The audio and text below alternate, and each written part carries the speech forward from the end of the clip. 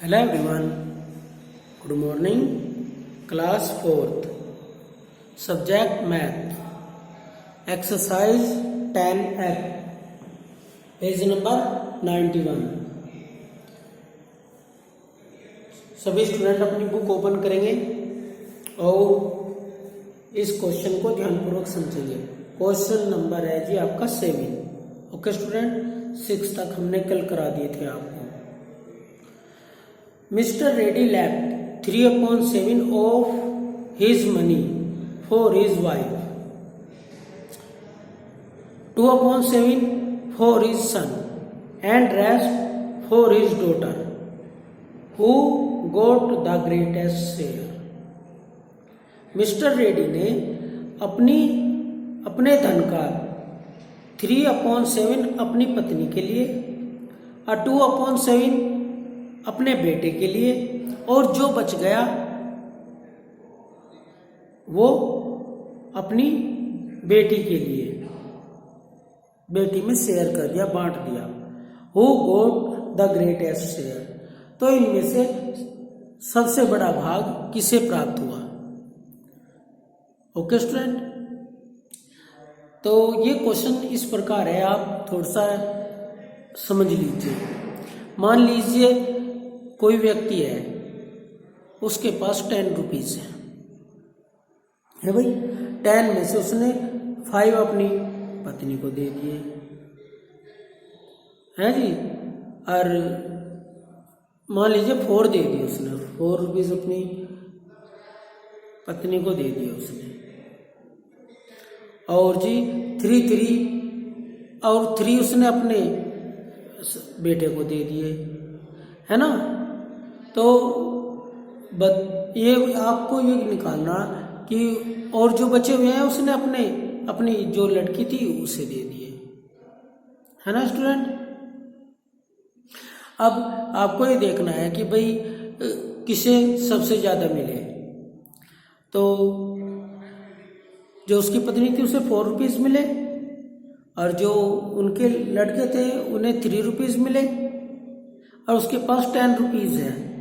तो आपको ये देखने के लिए भाई किसे ज्यादा मिले, तो पहले आपको ये देखना पड़ेगा कि उनकी जो डॉटर है उसे कितने पैसे मिले, है ना, कितने रुपए मिले। तो आप क्या करेंगे, पहले जो उनकी वाइफ को और उनके सन को मिला ना, उसे प्लस करेंगे, 4 और 3 7। अब इसे जो टोटल रुपीज थे 10 उनके पास, उसमें से माइनस कर देंगे, तो कितने बचे 3। तो 3 डॉटर को मिले और 3 उसे मिले, और 4 मिले उनकी वाइफ को। तो किसे सबसे ज्यादा मिले, तो भाई वाइफ को सबसे ज्यादा मिले। तो इसी प्रकार ये भी क्वेश्चन है। ओके स्टूडेंट, देखिए, मनी फॉर वाइफ 3/4, यानी कि उसने अपनी पत्नी के लिए धन रखा कितना 3/4। मनी फॉर सन 2/7, और जो डॉटर सन है उसके लिए धन कितना रखा 2/7। Total money for wife and son, तो पत्नी और बेटे के लिए कितना धन रखा उसने, तो हम इन दोनों को प्लस कर लेंगे। ओके स्टूडेंट, तो 3/7 प्लस 2/7, 3/7 प्लस 2/7। और भाई अपनी लाइक फ्रैक्शन में है, अगर ये लाइक फ्रैक्शन में है तो प्लस हो सकते हैं, इन्हें लाइक करने की आवश्यकता नहीं है। तो 3 + 2 = 5/7। ओके, तो स्टूडेंट जो वाइफ और सन को धन मिला वो है जी 5/7। अब हमें ये नहीं पता कि उनके पास कितना धन था, ये तो नहीं दिया ना क्वेश्चन में। तो हम मान लेंगे लेट द मनी = 1। यदि उनके पास 1 रुपया था, मान लीजिए आप, ऐसा है ना, तो show the money for daughter, तो डॉटर को कितना धन मिला, है ना। तो 1 यानी टोटल मनी कितनी थी 1 थी, और माइनस जो इन्हें दोनों को मिला उसे माइनस कर देंगे, तो जो टोटल को मिला वो आ जाएगा। तो 1 माइनस 5/7 इक्वल टू, देखो 1 के नीचे हम 1 अपने पास से ही मान लेते हैं, तो स्टूडेंट 1/1 इक्वल टू 5/7।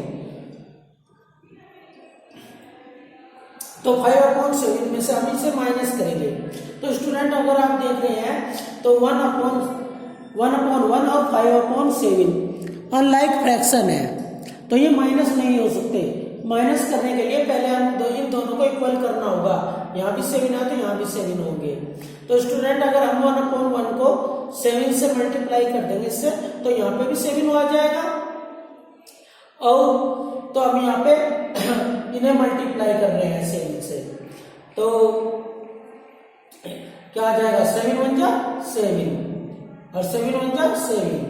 अब इसमें से क्या माइनस करना है, ये माइनस करना 5/7, तो 7 में से 2 माइनस, देखिए अब यहाँ इक्वल हो चुके हैं, लाइक फ्रैक्शन हो चुकी है, तो आप माइनस कर सकते हैं। तो 7 में से 5 माइनस किया 2/7 आंसर आ गया। तो भाई उनकी जो टोटल है उन्हें कितना धन प्राप्त हुआ 2/7। तो अब हमारे पास सबका आ गया, किसे कितना धन मिला, वाइफ को 3/7, सन को 2/7 और डॉटर को 2/7।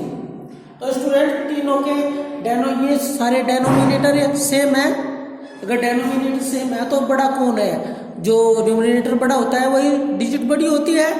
तो यहाँ 3/7 है, ये 2/7 है, ये 2/7 है, तो इन सब में बड़ा कौन है 3/7, और ये किसे मिला वाइफ को। तो आंसर आ गया आपका 3/7 वाइफ। ओके स्टूडेंट,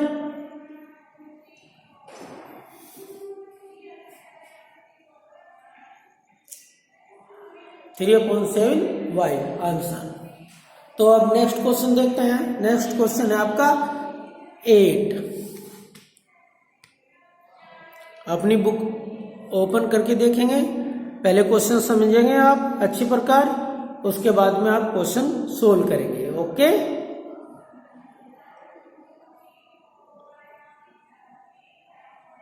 तो देखिए question number 8। 1/7 of the car in a parking lot were black. 2/7 were red and rest were white. एक पार्किंग है जिसमें ब्लैक, रेड और व्हाइट कार पार्किंग की गई है। 1/7 तो ब्लैक है और 2/7 रेड है, और व्हाइट जो बच गई वे सब व्हाइट कार है। Okay student, what fraction of the car were white. तो जो व्हाइट कार है उनकी फ्रैक्शन क्या है, वो फ्रैक्शन में कितनी है। If the total number of car was 210, अगर यदि टोटल कार हमारी 210 है, तीनों मिलकर ब्लैक, रेड एंड व्हाइट, तो how many car were white, तो व्हाइट कार कितनी है।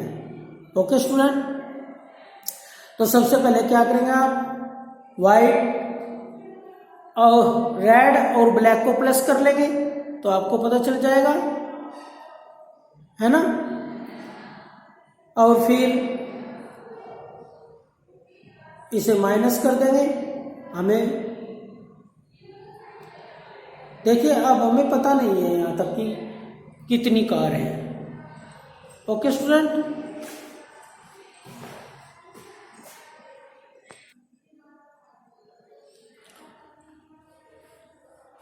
Late the all car equal to 1। हमने मान लिया कि जो टोटल कार है वे 1 है ना student. The fraction of white car, तो व्हाइट कार की फ्रैक्शन होगी, क्या होगी 1 माइनस 3/7 इक्वल टू 1/1 माइनस 3/7। तो स्टूडेंट ये यहाँ पर सेम नहीं है, लाइक फ्रैक्शन में नहीं है, तो हम इन्हें सेम से मल्टीप्लाई करके लाइक फ्रैक्शन में चेंज कर देंगे। तो 7 से मल्टीप्लाई हो जाएगा, तो 7 वन जा 7 और 7 वन जा 7। ओके स्टूडेंट, अब माइनस 3/7, 3/7 को माइनस कर रहे थे, तो 7 में से 3 माइनस कर दिया, तो क्या आ गया आपका 4/7 आ गया। ओके स्टूडेंट, तो ये तो आ गई इसकी फ्रैक्शन व्हाइट कार की 4/7। टोटल कार कितनी दी हुई है 210। तो स्टूडेंट टोटल कार हमारे पास 210 है, सो द व्हाइट कार, इसलिए व्हाइट कार कितनी होंगी 210 ऑफ 4/7।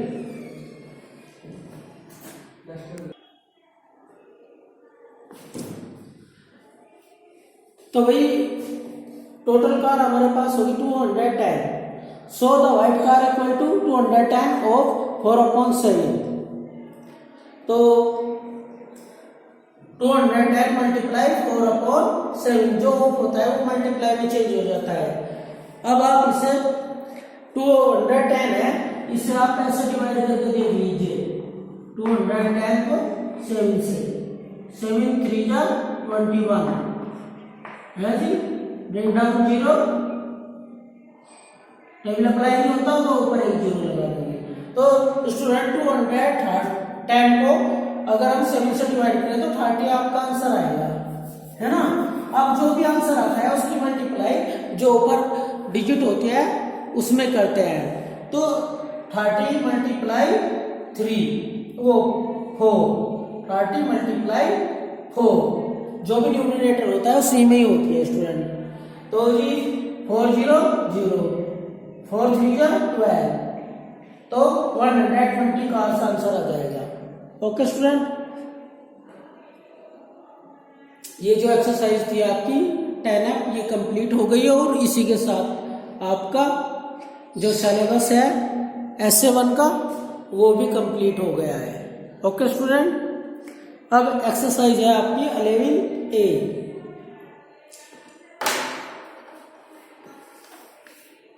11A decimal fraction. तो स्टूडेंट जो भी जितनी भी फ्रैक्शन होती है हम उसे डेसिमल में चेंज कर सकते हैं। सभी जो भी फ्रैक्शन आपने पढ़ी है इन सबको आप डेसिमल में चेंज कर सकते हैं। ओके,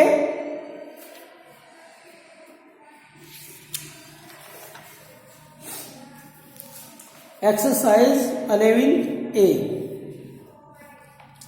आप बुक में देखेंगे, सभी बुक ओपन करेंगे अपनी। Question number 1, right the shaded and unshaded part as common fraction and decimal. तो स्टूडेंट जो शेडेड फ्रैक्शन है जैसा आपको बुक में दी हुई है ना, तो 3 शेडेड है, ऊपर जो पिक्चर बनाई हुई है इन्होंने 3 शेडेड है, और जी टोटल कितने हैं 10 है ना, तो 3/10 हो जाएगा। तो स्टूडेंट अगर हम 10 को 3 को हमेशा न्यूमरेटर को डिनोमिनेटर से डिवाइड करते हैं, तो अगर हम 3 को 10 से डिवाइड करेंगे तो 0.3 आंसर आएगा। ओके स्टूडेंट, इसी तरह ये कह रहा है कि अनशेडेड की भी फ्रैक्शन बनाइए। देखिए आप देख सकते हैं टोटल 10 थे, तो 3 माइनस कर दिए 10 में से, तो कितने रह गए 7, तो 7/10 हो जाएगा। अब हमने अनशेडेड की फ्रैक्शन बनाई है ना स्टूडेंट, तो क्या हो जाएगा 7/10, और इसका क्या आंसर आएगा, हम 7 को 10 से डिवाइड करेंगे तो क्या आएगा, तो जी ये आ जाएगा 0.7। ओके स्टूडेंट, जो भी न्यूमरेटर होता है अगर 10 से डिवाइड करते हैं तो उसके 1 प्लेस के बाद पॉइंट लग जाता है, डिवाइड करके देखने की आवश्यकता नहीं होती। ओके स्टूडेंट, तो इसी प्रकार B C D सभी हैं, ये आप अपने आप कर लेंगे। और सेम इसी प्रकार क्वेश्चन नंबर 2 है, व्हाट पार्ट ऑफ कलर्ड है जी, कितना पार्ट कलर है, right as the common fraction and decimal fraction. इसे आप कॉमन फ्रैक्शन और डेसिमल फ्रैक्शन में लिखिए। तो स्टूडेंट आप देख रहे हैं सब में 100 बॉक्सेस हैं, तो जितने शेडेड पार्ट हैं उन्हें आप ऊपर लिख लीजिए और अपॉन में आ जाएगा 100। अब 100 है तो 2 प्लेस के बाद पॉइंट लगेगा। ओके स्टूडेंट, तो क्या है जी, शेडेड पार्ट कितने हैं हमारे 4 है तो 2 के बाद पॉइंट लगना है, तो 4 हो गया। अरे एक प्लेस हमारे पास नहीं है तो उसके लिए हम 0 लगा देंगे, तो 0.04 आंसर आ जाएगा, है ना स्टूडेंट। इनमें हम शेडेड की नहीं बनानी, बस शेडेड की बनानी है, तो आप इन्हें भी कर लेंगे अच्छी प्रकार, हो जाएंगे। जब आप क्वेश्चन नंबर 4 और 5 समझ लेंगे ना तो ये क्वेश्चन अपना आप ही हो जाएंगे।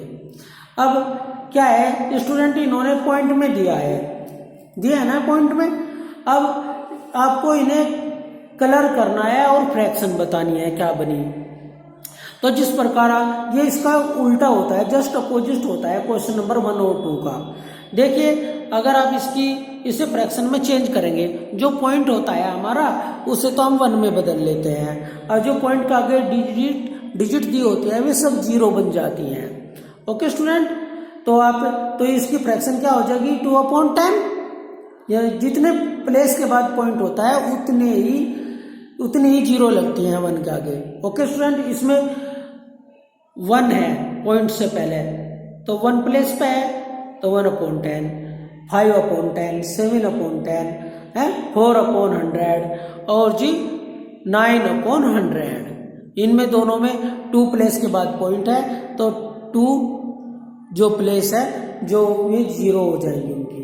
ओके स्टूडेंट, और जो न्यूमरेटर होता है वही हमारा कलर होता है, तो इसमें 2, इसमें 5, इसमें 7, इसमें 4 और इसमें 9 जो बॉक्सेज हैं वे कलर हो जाएंगे।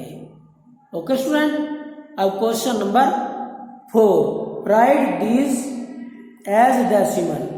जो है इन्हें डेसिमल में बदलिए। देखो क्वेश्चन नंबर 1 में भी डेसिमल में बदलवा रहा है ना, फ्रैक्शन बनवा के। तो फ्रैक्शन तो आपसे पहले से ही बनानी आती है, तो आपने फ्रैक्शन का चैप्टर अच्छी प्रकार रीड कर रखा है, समझ रखा है, अंडरस्टैंड है, तो इसलिए आपको डेसिमल में चेंज करना बता रहे हैं। ओके स्टूडेंट, तो देखते हैं भाई।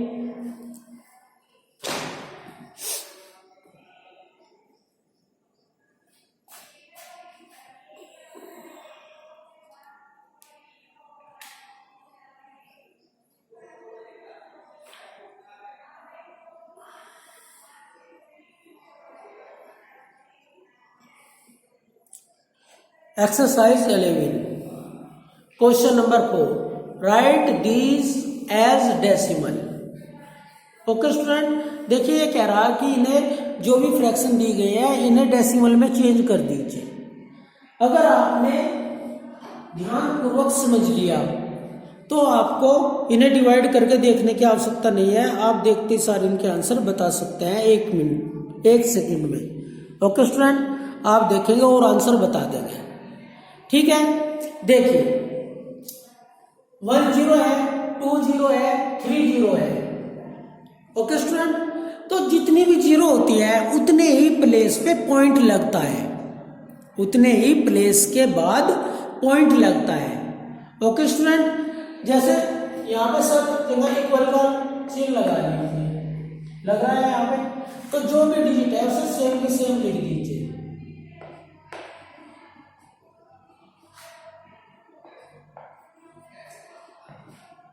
समझ में आ रहा है? जो भी ऊपर डिजिट दी गई है उसे हम सेम की सेम लिखते हैं आंसर में। ओके स्टूडेंट, अब देखते हैं कितनी 0 है। इसमें कितनी 0 है 1, तो 1 प्लेस के बाद पॉइंट आएगा, ये 1 हो गया तो यहाँ पे पॉइंट आएगा। ओके स्टूडेंट, अब इसमें कितनी है 1 2, 1 तो ये हो गया, 2 प्लेस कोई है नहीं, तो आप अपने पास से 0 लगा के प्लेस बना लेंगे और यहाँ पे पॉइंट लगाएंगे। ओके स्टूडेंट, अब ये वाला है 1 2 3 0 है, तो आप क्या करेंगे 3 प्लेस के बाद पॉइंट लगाएंगे। 1 प्लेस तो है आपके पास, ये 2 हो गया और ये 3 हो गया, तो 3 के बाद पॉइंट लगाएंगे। ओके स्टूडेंट, जितने भी डिनोमिनेटर में हमारे पॉइंट होते हैं, जीरो होती है, उतने ही प्लेस के बाद आप पॉइंट लगाएंगे। अगर यहाँ 4 जीरो होती तो आप 4 के बाद लगाते। ओके स्टूडेंट, समझ में आया आपको? तो ये सब आपके हो गए क्वेश्चन। इसी प्रकार क्वेश्चन नंबर 1 में आप डिवाइड करके कर सकते हैं, जो क्वेश्चन नंबर 1 है आपका। और 2 भी ऐसा ही है स्टूडेंट, है ना। अब देखिए यहां पे क्या है 5 और यहां पे क्या है 6 और ये यहां पे 7। तो स्टूडेंट इसमें डी वाले क्वेश्चन में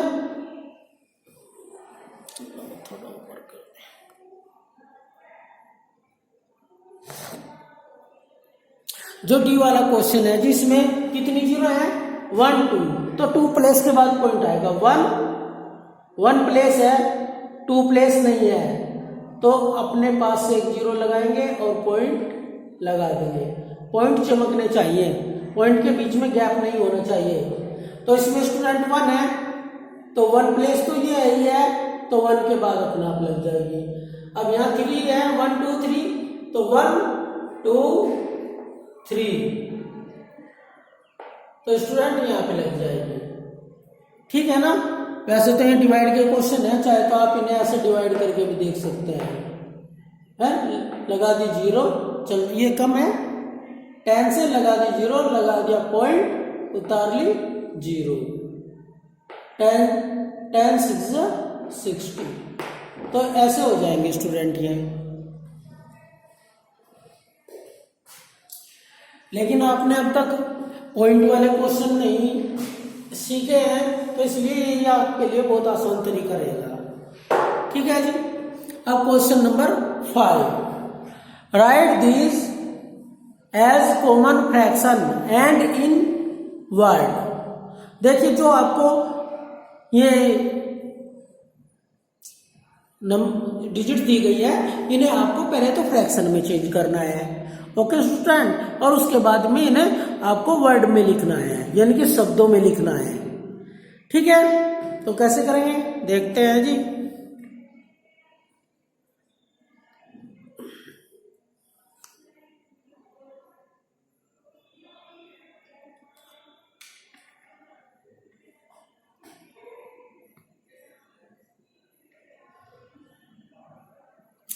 देखिए अभी आपने कैसे किया था, यहाँ पे जो ऊपरले वाले क्वेश्चन थे उनमें आपने जितनी भी जीरो थी उनके बाद में पॉइंट लगाया था।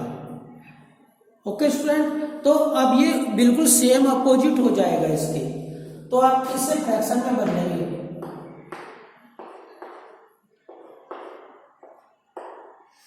तो स्टूडेंट तो पहले तो सबसे पहले आप ये डिजिट यहां पर लिख लेंगे, जो भी आपको दी गई है सेम डिजिट लिखिएगा।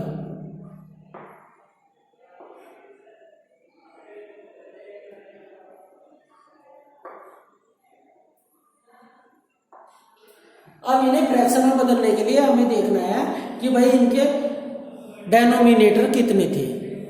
ओके स्टूडेंट, तो यहां पे सब में 1 आएगा, 1 1 1 और 1 आ गया। अब देखिए कितने प्लेस के बाद पॉइंट है 1 प्लेस के बाद पॉइंट है, तो क्या आ जाएगा 1 0, है ना।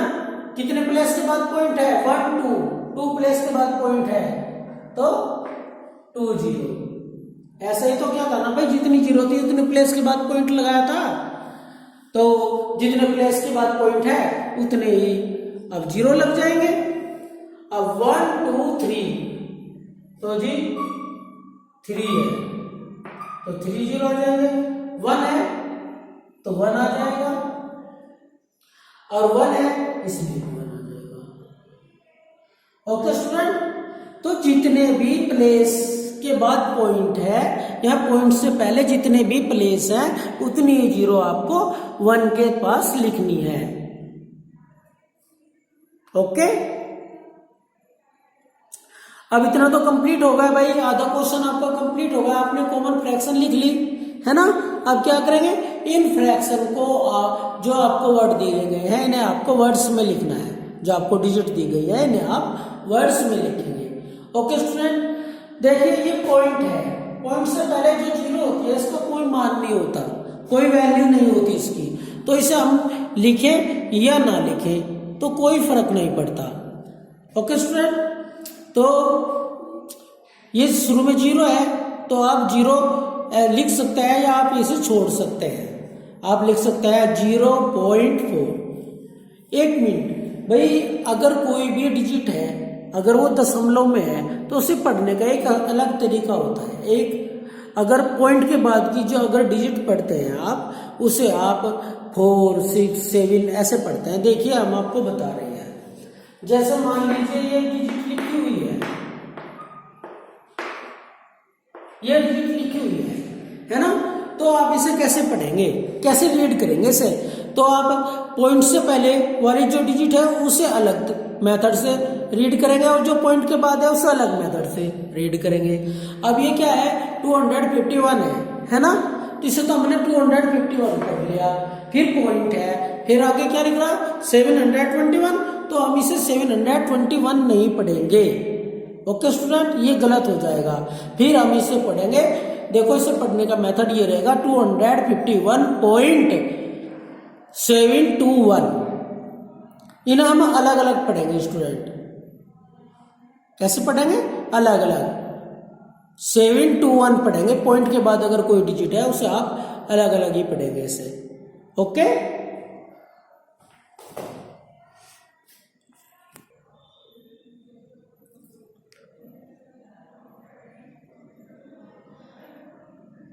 स्टूडेंट क्वेश्चन नंबर 4 का ये क्वेश्चन नंबर सी है, इस पे ध्यान देंगे एक बार। सी क्वेश्चन नंबर 4 का क्वेश्चन नंबर 4 का सी 9/1000 है, तो ये यहाँ पे 5 लिखा गया भूल से, इसे 9 कर ले। ठीक है जी, इसे क्या कर लेंगे, इसे 9 कर लेंगे, ये भूल से 5 लिखा गया। ओके, जो ऊपर वाली डिजिट होती है न्यूमरेटर होता है वही हमारा आंसर बनता है। ठीक है जी, चले नीचे देखते हैं आप।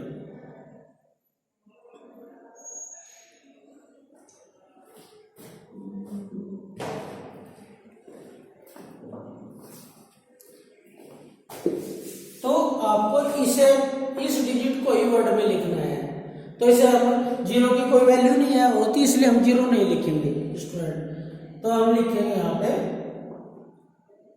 पॉइंट पॉइंट 4 ठीक है, तो ये वर्ड में हो गई। अब इसे लिखेंगे पॉइंट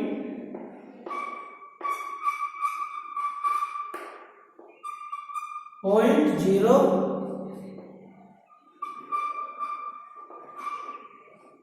4। अब 0.005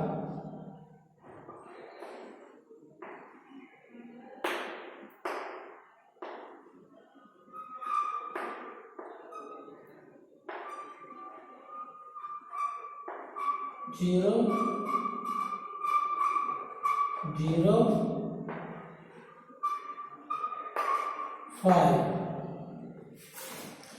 अब 0.7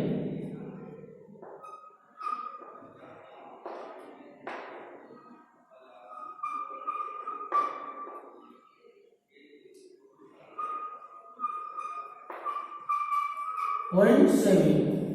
अब 0.3